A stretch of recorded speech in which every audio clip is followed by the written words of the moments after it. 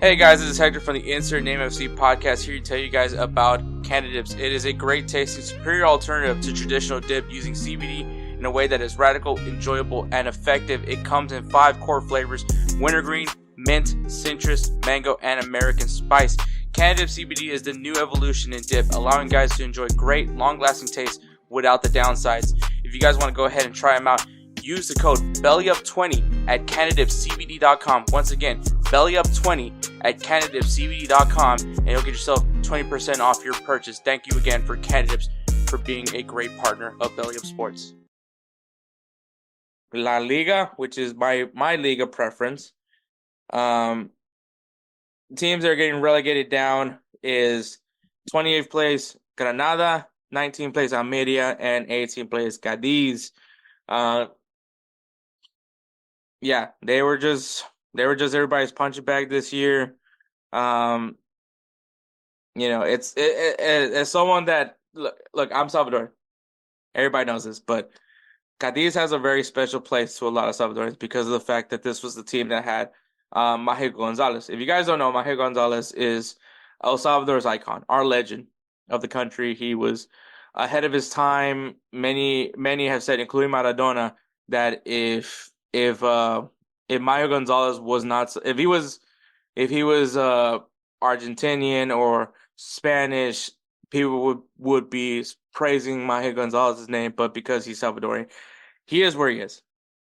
So they're getting relegated down. Hopefully they can bounce back and come back to La Liga next year, but we'll see what happens there. Teams to point out: Celta Vigo, man. This team was actually, before I go to Celta Vigo, 14th place Sevilla, another team, the other team that was featured for the Jersey bet, a team that was like really flirting with that relegation area, able to just stay alive and live to fight another day.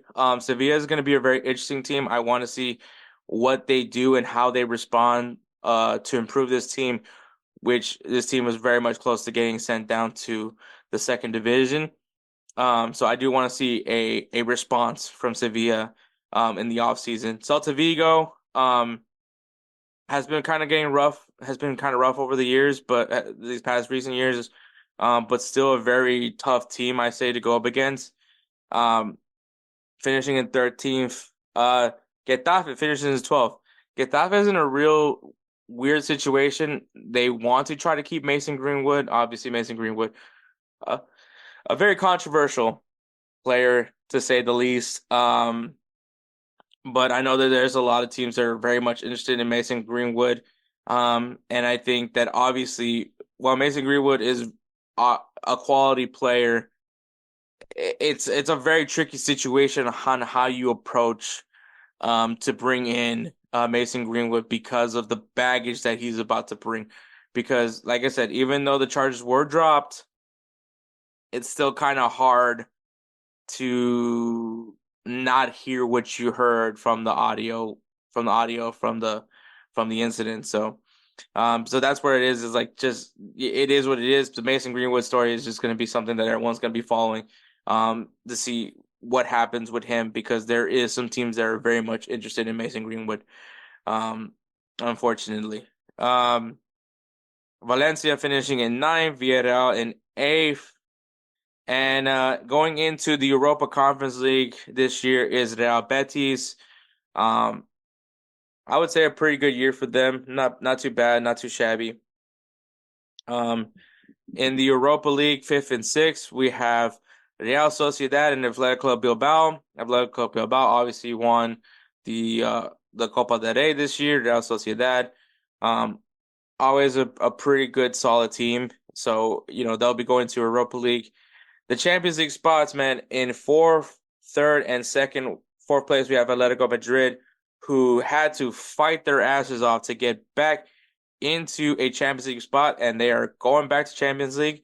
Girona finishing in 3rd. Obviously, the story for La Liga has been Girona, a team that I would say many feel like we're punching well above their weight. The thing is about Girona that I should probably mention is that this is one of the teams that are owned by the Manchester City Group. So you guys don't know, Manchester City owns a few clubs across the country. Girona is one of those teams. Obviously, New York City FC. There's a team in Australia. I don't remember the name of the team. But they have. This is one of those things where it's kind of like um, fair or unfair, depending on how you feel about it. But so Girona has basically a lot of guys from Manchester City's system. So they kind of go in and out, sort of to say. Um, and obviously, Savio. He's he's probably going to Manchester City next year. There's the Ukrainian who actually led the league in scoring. I don't remember his name. Let me see. Don't want to do this, but La Liga top goal scorer. Um, Artem Dovbyk. So Dovbyk, he got the goal scoring title this year. I'm wondering what's going to happen with him. Is he going to stay with Girona next season, or will he be making an appearance at Manchester City? We'll see what happens there. But a really good team. Do I see them? I feel like they might fall off a little bit next year just because of the fact that there's Champions League. But we'll see. We'll see how Manchester City Group tries to support this team, because obviously Manchester City at the end of the day is who they're gonna have more of their attention to. But we'll see what happens, man. Second place we got FC Barcelona, who, after begging Xavi to stay, are now firing Xavi for the comments that he made in the press conference before the Almeria match. I mean, there's other reasons as well, because of the fact that probably the way the Victor Roque situation, how he handled that. But yeah, he's gone. The rumors are pretty strong that it's going to be Hansi Flick. I've said my piece on Hansi Flick. I'm not gonna talk more about it. I don't think he's the right guy for Barcelona. That's just my opinion. If you guys disagree, well, that is also your opinion as well. So, FC Barcelona is going to be really interesting to see how they do in the offseason. It's a lot of things that, it's not an easy job, man. I'm just gonna say that it's not an easy job. But all right. So, and then obviously in first place, champions for the 36th time is Real Madrid, who only lost once this season. So very strong performance. Jude Bellingham definitely had a great first year for himself with Real Madrid, and can't wait to see what he does the following year, and can't wait to see what Real Madrid does. Like, as excited as I used to be about, one second.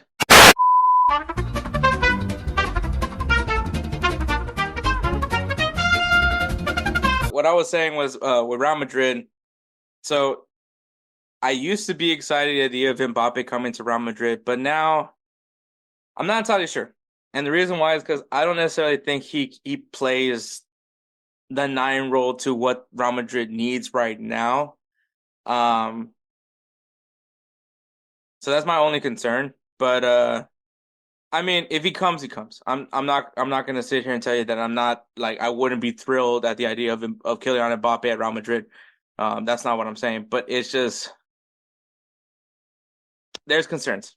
There is concerns of how exactly he will fit to the team. Will he prefer to be a winger? What does that mean to Vinicius and Rodrigo? So those are my concerns right now, with Kylian Mbappe. But because I do have a feeling that if Mbappe is being played on the wing, that either Vinny or Rodrigo will be the odd man out, and it's not going to be Vinny, unfortunately. So it might be my adopted son, Rodrigo. So we'll see what happens, man, because that's going to suck, and that probably will mean that somebody's leaving Real Madrid. And that probably would mean my adopted son, Rodrigo, might be leaving Real Madrid, which I don't want to hear that. But that's probably the reality that I'm in, that we are in as Madristas. But yeah, Real Madrid, champions once again. We'll see how they do this weekend in the Champions League final.